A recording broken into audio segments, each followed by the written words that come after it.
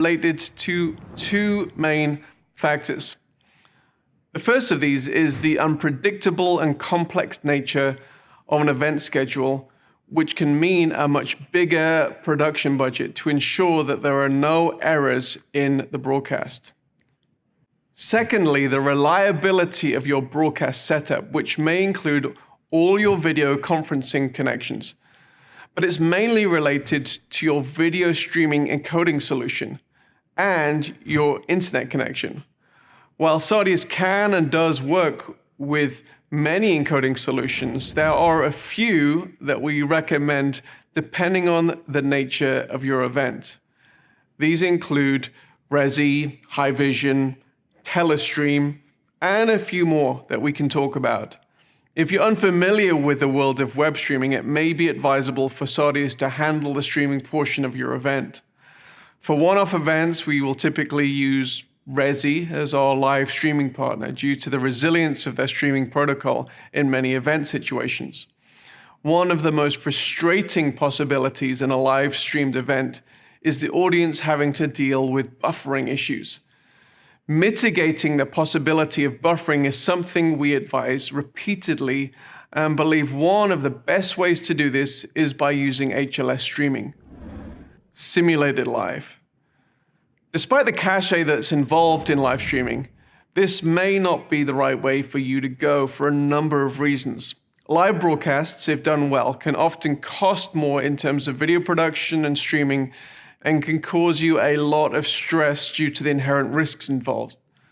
Some thrive on this risk, others don't. Another approach can be to pre-record your program and then broadcast it as if it's live.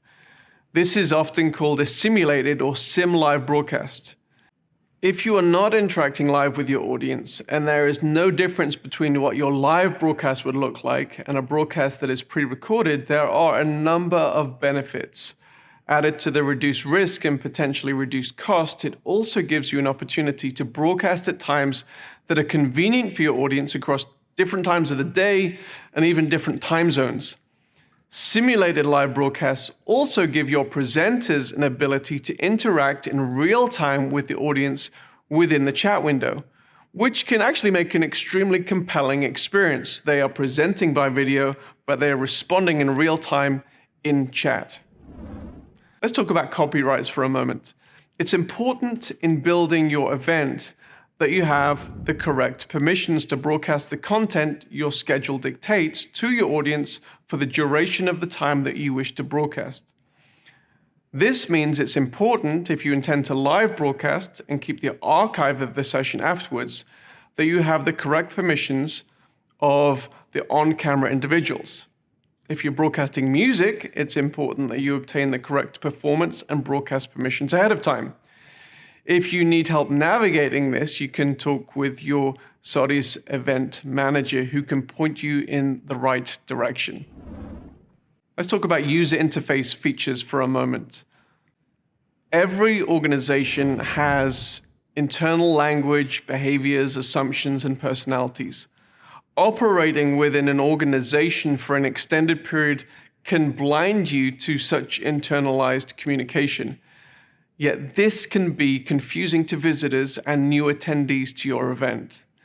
There are simple methods of presenting information that can provide clarity and context to your event and which can orient your audience to help them quickly understand what is going on and ultimately help them understand you. These components include bios. Who is presenting now? Why should I listen to them? How can I connect with them through social links and other web calls to action? And how does their inclusion in the event add to the overall purpose of the event?